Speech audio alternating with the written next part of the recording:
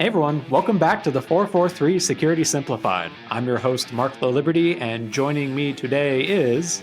Corey colon / URI Knockriner. What happens when we click on your links? Corey colon / I don't know. Click one and find out. One pass. On It's today's like F episode, around and find out. You don't have to beep F. on today's episode, we will be discussing URI protocol handlers and one specifically that Microsoft has now disabled. Before that, we'll give an update on the Lapsus hacking collective saga. We'll go over some poor password practices by a Spanish mobile telecom. And then finally discover or chat about a recently discovered macOS backdoor malware. With that, let's go ahead and roll our way in. Click on it. Click on it. So, man, welcome back, Corey. Yeah, you too, How was, man. I hope everyone, I hope you and everyone out there had a great Christmas, a great holiday, Hanukkah, Kwanzaa, or Happy New Year, whatever holidays you celebrate. I hope you kicked their butts and are Yeah, back refreshed and happy for a new year. I'm feeling recharged right before immediately being thrown to the fire of actually working in cybersecurity. But Yeah, that's the problem. I had a nice long break that recharged me until I got back, and 700 cybersecurity issues we have to deal with came up. So it yep. goes away quick. But I figured with this episode we could start by recapping a couple of things that we missed while we were off the air for the holidays, before going into a couple of news stories from recent events as well too. The first one is an update on a saga that we've talked about for 2 years now. I think is when it originated. If you remember back in 2021, a hacking collective known as Lapsus, with a $sign on the end, managed to conduct several very high profile compromises of fairly major companies. Uber was the big one that I remember, where they basically gained God mode access to everything on Uber's network and started posting screenshots all over what was then called Twitter at the time. Nvidia was another big one. Microsoft and Rockstar Games were a few others. Well, the kids, as they are, the teenagers associated with these breaches, have been on trial for the past couple of years, off and on, as we'll get into in a second. But the leader of the group, Ariane Courage, out of Oxford, England, was just committed to an indefinite hospital order after a judge found that they were unfit to stand trial. And this isn't to sling mud at any individual and the unfortunate circumstances that they're dealing with. But there was one really interesting takeaway from the court filings and the court discussions in this case that I wanted to highlight. But before we get into I will that, say about not slinging mud. As we'll hear, this person has autism and he's been put into a mental hospital. But I have a lot of like mental illness is a real thing. I think a lot of the society is realizing that much more, and it's something we should take seriously and help people with. But I still am a little like it's not a freaking excuse. And as we talk about this story, this person still irritates me, autism or not. But anyways, keep going, Mark. Sorry. yeah, so they were mostly committed largely to being violent while in custody. There were dozens of reports of injury or property damage while they were in custody, but also because they, quote, continued to express the interest to return to cybercrime as soon as possible. And we'll get into an example of that in just a second. But I think that's the one major red flag for me. Like you often see, cyber criminals at some point even turn to the good side and make like long standing careers out of it too. Like Kevin Mitnick technically conducted a lot of criminal activity and even went to prison for it. And then he came back and became a well-known, I guess, white hat, as you'd call it, hacker, leading several companies. This is an Yeah, and example of someone that is massively skilled, but just does not seem to understand the concept of right versus wrong. wrong. No more. I mean, it seems like besides the wanting to continue criminal activity while they're literally in a mental institute being prosecuted for criminal activity, there's even things that apparently he did to a couple of online girls. I mean, that's what I dislike. I mean, mental illness should be serious, but I'm a little worried if criminality doesn't get doesn't get some sort of justice and prosecution, regardless of mental illness or not. Yes, help them Yeah. with mental illness, but I do think punishment is something that should happen. And I know I'm digressing a little, Mark, before we get into the part you were interested, because there's a lot in this story. But I forgot his name, but I just thought there's another UK based. I feel like this is now a theme in the UK. There was the guy that repeatedly hacked NASA and other US governments, and he was really looking for aliens, but he hacked many government That's facilities. And at Tom the end of the DeLonge from Blink day, 182. the UK would not extradite him and said he had a mental illness as well. And it's like the mental illness card. I mean, mental illness is mental illness. If you're prescribed, you should be able to get help, and there should be good help available. But I don't think you can use the mental illness card as an excuse for why you do crime. Yep, that is fair. In this case, it's really a shame because they are objectively I mean, for nefarious They're smart. purposes, Yeah. talented hacker in this case. For example, they gave an example during the court case where while they were on bail for their breach of NVIDIA and a few of the other companies, they were under police protection at a Travelodge hotel and they had had their laptop confiscated at this point, but they still managed to conduct their most notorious breach of Rockstar Games at this point using a mobile phone and the Amazon Fire Stick from their hotel room, which that's pretty dang impressive. And I'm trying to think like, it sounds extreme, but what is the possible way they did that? I imagine, a Fire Stick is generally just a Android and or Linux device. They could probably sideload their own application onto it, maybe through their phone, and then through that, use that like as a launching off point to conduct their activities. It's pretty dang Maybe I feel like the TV might have ingenuity. been the internet access for sure. Well, it would be the internet access because maybe their phone was cut off, but the phone was the primary computer. I mean, you can get into an Android CLI with it and do anything. By the way, I was using that as an excuse. I mean, this is why Rockstar had to leak their Grand Theft 6 video. So I was using this excuse to play that trailer, since all the gamers probably are anticipating that game. But yeah, Yeah, this that's was crazy. You're in a hotel, you're locked away from your computer. You really should not have any technology or internet access, in my opinion, if you're that type of criminal. And he was able to get into Rockstar. this But seems like an example where the police were probably like, what could he possibly do with a mobile phone? Well, the reality is quite a a lot. lot. Jinx. Because this was back in 2022 where, Rockstar Games hadn't even announced their Grand Theft Auto 6 game yet. And he leaked a bunch of internal video captures of it, as well as source code from the game as well, too.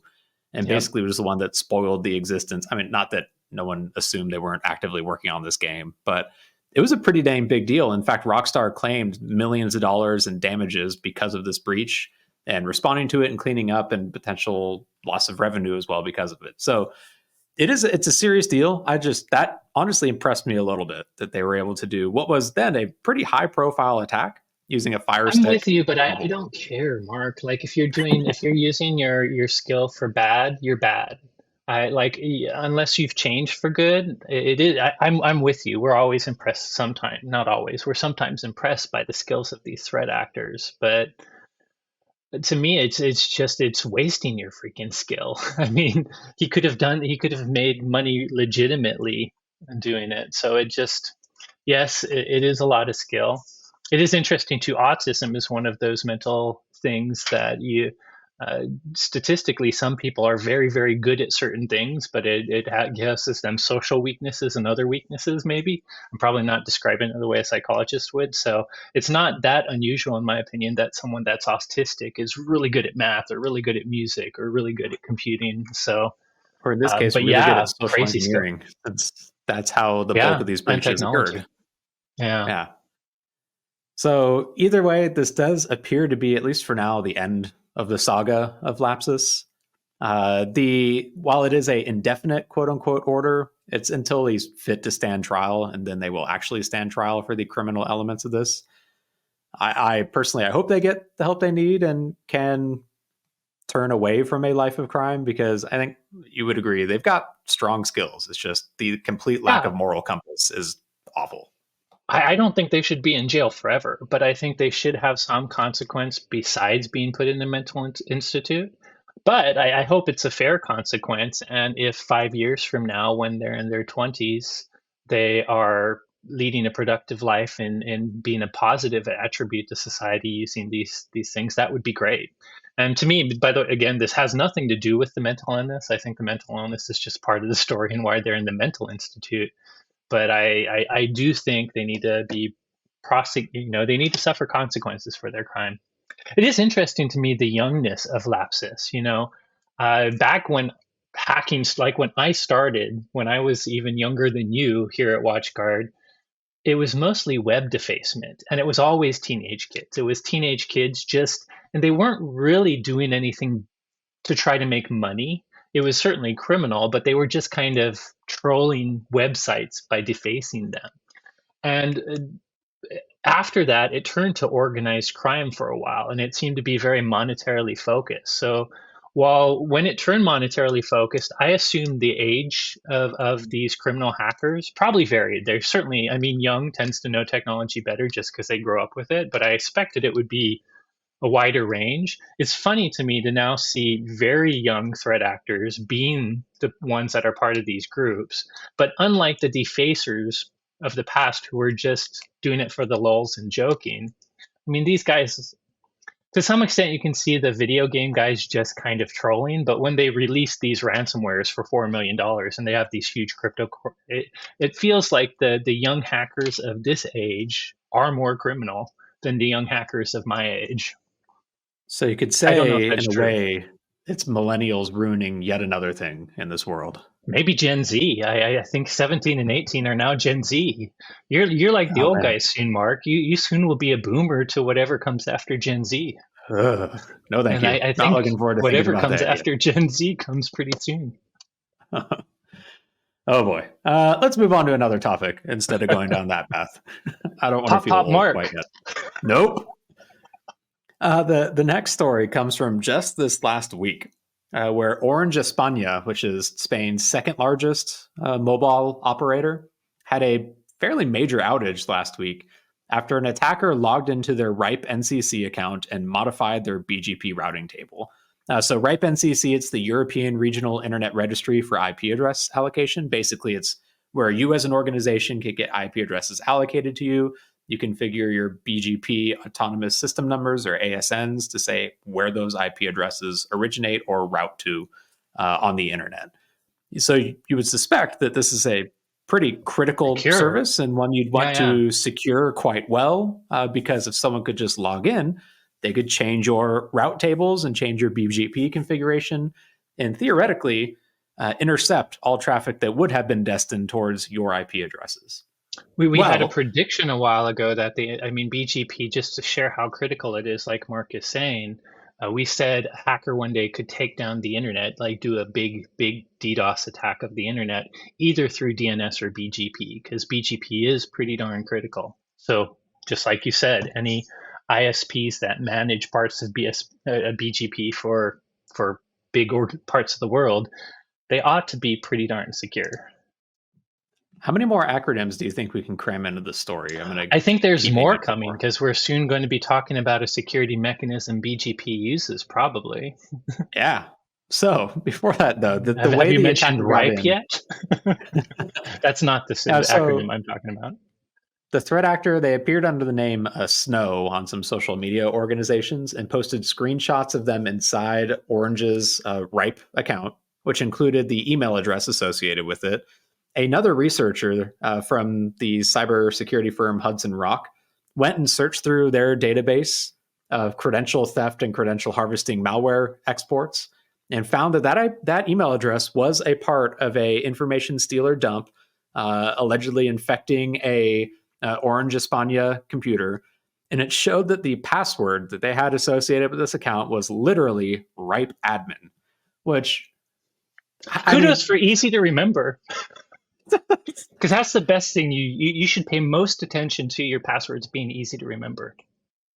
why? Like this literally Sarcasm. controls the keys to your IP addresses and your routes to them. You are a I mobile know. telecom and your I password don't. is ripe admin and there's no MFA on your account controlling any of this. there seems like the only thing that you could imagine is someone, I'm just going to do this temporarily because I'm in a hurry and I just need to get in, but I'll change it right away. And then they immediately get interrupted and forget to change it. To me, that's the only acceptable thing. And even that is not acceptable. It's pure It's insanity. it's neglect. I mean, frankly, it's Exactly. negligent. Now, I mean, to their credit, Orange were pretty transparent during their response to this, both in like discussing the issue and basically fessing up to it. But ripe admin as a password for the keys to your IP address kingdom is pretty dang tough.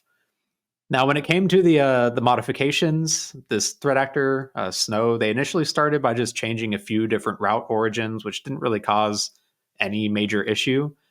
But then they went ahead and changed the origin for several. I think there were /12 subnets and /16 in some cases, overriding a bunch of the existing origin advertisements for BGP and basically sinkholing a bunch of traffic that should have been destined for or coming from Orange's networks. Now, funny enough, you mentioned another acronym we're going to chat about here. These BGP announcements that the threat actor was modifying and creating were failing validation for RPKI, which is Resource Public Key Infrastructure, basically a way to cryptographically sign a BGP announcement so that someone else can't spoof it without also compromising your private key for that. But because the threat actor didn't have the key to sign these announcements, most backbone carriers then dropped the advertisement, which effectively sinkholed the connections because these announcements were coming from the quote unquote legitimate Orange. There wasn't anything else out there available. And so they just failed. In comparison, like what would normally happen if Orange was operating normally and I attempted to issue an announcement for one of their ranges? The backbone carriers would ignore my announcement because it's not cryptographically signed, but Ripe's actual one would keep chugging along and nothing would happen. So basically, it doesn't look like the threat actor was trying to intercept any traffic at all. They logged in and they were just like a dog that caught up with the car and they were trying to see what they could do with it. And they ultimately issued a denial of service against several routes owned by Orange. This is purely speculative, and it would put them into gray hat research. It would put them into gray hat research, not good guys for sure. But my guess is this person falls more under security researcher or gray hat than criminal. As I bet that the way they were, I mean, maybe I'm wrong. Maybe they were experimenting to get to being able to do something bad, but it looks like they were kind of trying to see how much level of access they really had, and the DDoS might have been like they weren't doing. They could have easily done something very bad, and they may not have known enough about even things like, what you're talking about, RPKI, to Well, realize the DDoS effect they would have caused. I'm picking up what you're putting down, and that does make sense. I would say if there are any security researchers that listen to this podcast, if you Don't gain do that. access to something like this, do not do that. That is I not how mean, I mean, you first of validate. all, even if you publicly get that password, the second you log on with a stolen credential, you are doing unauthenticated access unless you ask. So that's why I said gray hat, because real researchers, hey, if you want to help Orange fix their stuff, you can contact them and get permission to pen test and do this stuff. But actually authenticating to production servers, even if you don't mean to do anything bad, is like you say, it's illegal. You become criminal by doing that. I'm just speculating that perhaps this person was. As much as we say that you shouldn't do that, I do think there's been a number of gray hat security researchers who have tested their their things to make sure, even though they haven't done anything bad. And there's that one New York Times hacker I used to follow. He was known as the homeless hacker. I wish I could remember names. Who did he'd end up, the company would forgive him because he would go and share all his findings and not do anything bad. But he was actually breaking the law because he was hacking into their network, leaving some sort of flag or something to show them he got there, and then after wasn't asking permission to do it. So I agree with you, Mark. Do not do this if you really want to be a white hat research attacker. Get permission. Uh, but I do think some people might push the line a little bit. And this is And where this like guy pushed having it too a far accidentally. This is why you shouldn't do it. You can cause an accident that will do something bad that really makes you into a criminal.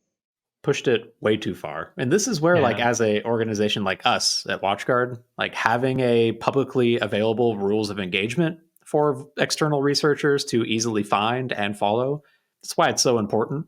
Like, if you go to pcert.watchguard.com, we've got our vulnerability disclosure and vulnerability disclosure policy and rules of engagement in there as well too, which basically it boils down to, don't do anything criminal or do anything that would compromise our customers, but as long as you are in good faith trying to find vulnerabilities without compromising data, like, we're not going to sue you into oblivion as long as you work with us responsibly.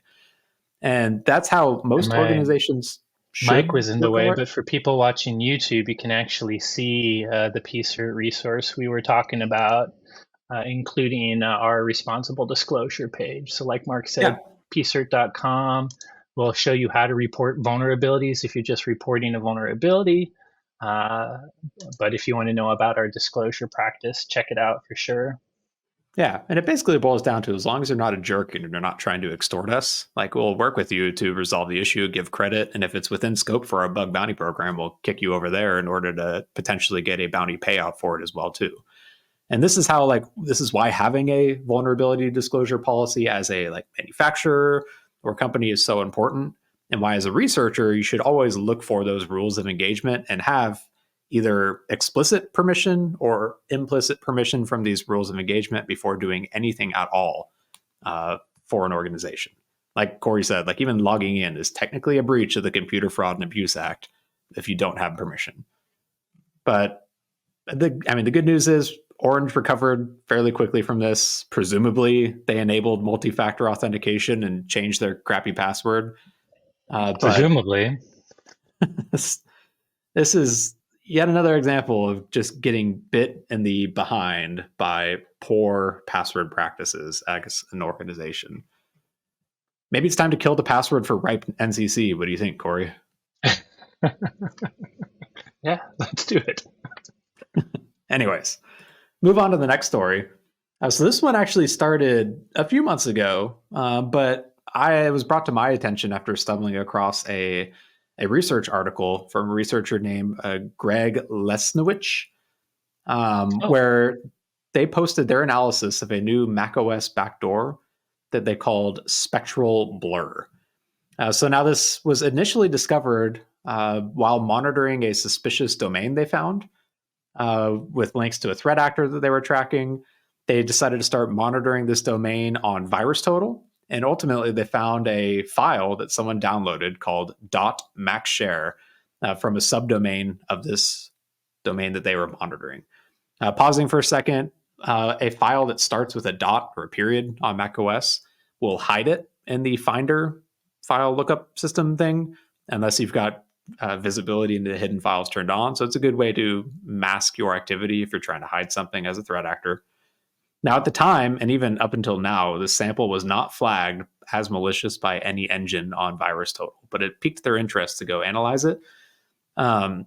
So Greg initially did an analysis, and then another researcher, Corey, what was his name, followed up with Patrick another Wardle. analysis.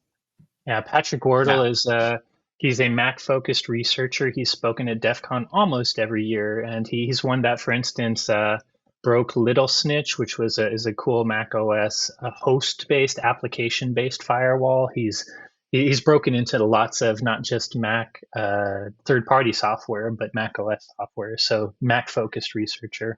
He didn't find yeah, it, but he did some additional, as you can probably see if you're a video viewer, analysis of spectral blur. yeah. So Spectral Blur, it's got similarities to the Candy Corn macOS backdoor that North Korea's Lazarus group was seen used relatively recently. It operates as a pretty typical backdoor that you would expect. It's got encryption to hide its configuration and communications to the command and control server. It's got capabilities to erase files or download files or delete files, upload them. It can run basic shell commands as well too, update its own configuration, and even control sleep and hibernation on macOS.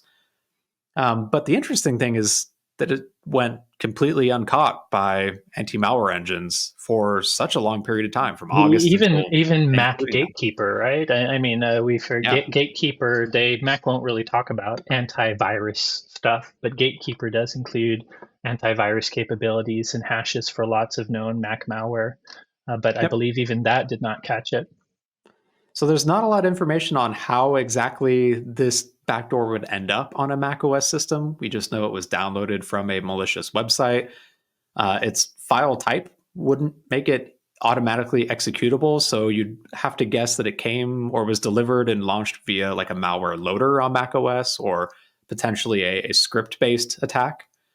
But I mean, Corey, it seems like the house of cards is falling for macOS, and it's no longer the completely unhackable machine that we once thought it was. Because it always has been totally unhackable, man. It's always been bulletproof. I hope Exactly. everyone can hear our sarcasm meter because that's always been BS marketing. Although we say this a lot of times, I will say that Mac OS had a lot of smart OS-based security functions. They separated root from privileged user long before Windows did. Not as early as Linux per se or Unix, but they did well there. But yeah, no, I think now that the market is caught up and more engineers use Mac because it really has that lovely BSD core, you're going to see more and more Mac malware. Yeah, which means that you probably shouldn't skimp on protecting Macs and make sure you do have advanced Probably you shouldn't. endpoint You protection. should not. We only run our Macs with EPDR or our older version 8360, which is the same, just slightly different. A nice shade of blue versus a shade of red. There you go.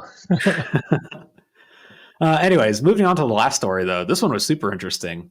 So, Microsoft published a blog post at the end of December, right before New Year's, detailing their analysis of threat actor activity attributed to several Storm groups. So, Storm in their naming convention, meaning different clusters of activity that they haven't decided is a standalone threat actor yet, as well as Sangria Tempest, which, Corey, pop quiz time. What does Tempest mean in Microsoft's naming convention?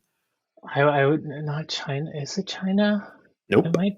I'm trying to. It's where they have those storms. I forget. I forget. Pop quiz failure. It is a financially motivated threat Oh, actor. there we go.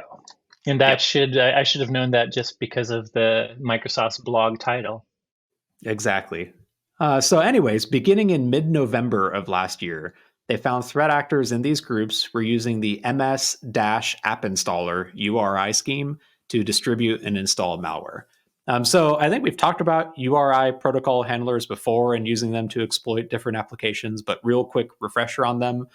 You know how, Corey, you can go and accept like a Zoom meeting invite link, and when you open it up in your browser, it'll automatically pop open Zoom, the Yeah, application on your desktop. I'm It guessing. does Yeah, that through these URI protocol handlers. Basically, instead of HTTP colon slash slash something, you could have Zoom colon slash slash slash. something. People have And probably seen things like file colons. Like when we talk about yep, URL, people lots of times think URL and just think like the web, www, HTTP, HTTPS. But there's file. There's a lot of URI handlers, and the application specific ones are obviously, like you said, Zoom or GoToMeeting. I yep, wonder if GoToMeeting has one. I Probably think so. It's like GTM GoTo, or I think. something. Yeah. But in your operating system, you can typically automatically behind the scenes uh, associate these different URIs with a specific application to handle that URL. So, like using the Zoom one as an example, it would open Zoom with the contents of that URL, and then Zoom would use those parameters in order to join you up to a meeting. In the case of MS App Installer, it would pop open the Microsoft App Installer program, which is basically a streamlined way for a user to install an application downloaded from a website. So it pops up like a little window, gives you some information about the app, like its publisher or even some of its permission grants that it's requesting, and then just asks you, do you want to install it and do you want to launch it after you install it? And it's separate from downloading a .exe or .msi through your web browser and then running that, which means it also bypasses some of the protections that you would have in the case of a traditional executable or MSI. For example, Microsoft Smart Screen basically that filter that protects you from downloading some types of executable applications from untrusted sources like the internet. Bypasses in-browser protection, like in Chrome. If you download an executable, it'll yell at you and say, hey, this is an executable. Are you sure you want to run it? It's probably unsafe. In this case, it just gives you that pop-up window asking you if you want to install it or not. So in the examples they gave in their blog post, they showed a couple of interesting ones. There was like a spoofed Zoom website where when you go to download Zoom from here, it would look like it's installing Zoom, but if you looked closely at the publisher, it was Legion LLC. In this particular example, it executed a malware payload called Batloader, which then ultimately drops a Cobalt Strike beacon. They found the threat actors later using rclone to steal data and then deploying the Black Basta ransomware variant, which is, I think, one of the top 3 ransomware variants at this point in time right now. One of our researchers, Ryan, talks about it a lot. Yeah. Another example they had was a pretty interesting, in my opinion, from a terrible threat actor point of view, like spoof of a SharePoint/OneDrive file storage space, where when you landed on this page, it looks like it's a SharePoint page full of PDF files. But if you click on it, instead of like downloading a file, it pops up a little window that says your PDF reader is out of date and you need to update it. And if you hit the OK button, it uses the app installer URI handler to attempt to install a, quote, Adobe protected PDF viewer, which in this case, the publisher was Diamonds with a Z Consulting Limited. Obviously, by the way, we're showing, if you see the video, the reason we mentioned the publisher says Diamonds is if you ever, if you get a pop-up at a website that Adobe's out of date, that's like an immediate sign. It could be true very, very rarely, but it should be coming directly from your Adobe app, not the website. And look at that publisher, because the publisher darn right should be Adobe. It should not be Diamonds Consulting or the one we mentioned before. Yeah. And in most of the cases, these publishers, they're actually set up as kind of fake shell publishers so that the threat actor can gain a cryptographic signing key so they can actually sign these applications to give them some credibility. It's a legitimate, perfectly digitally fine signed package from someone. It's just not the someone you want. It is extremely easy to get a signing certificate for Microsoft applications, by the way. All you need is a LLC registered somewhere, or even just a personal name somewhere, and proof that you are like a quote unquote legitimate organization, which is really just a questionnaire, and then like $200. And then boom, you get a signing key. Now, it isn't the same as like a signing key that could sign drivers or other like privileged applications, but it will at least let you sign your own Adobe protected PDF viewer to then distribute through this app installer URI scheme. Interestingly, one last little fact from this Adobe one, those links were originally distributed through Teams messages. Basically, threat actors would join up as a guest to victims' Teams groups or channels, and then post these links to claiming to be file downloads or PDF files, which instead was this fake PDF viewer download.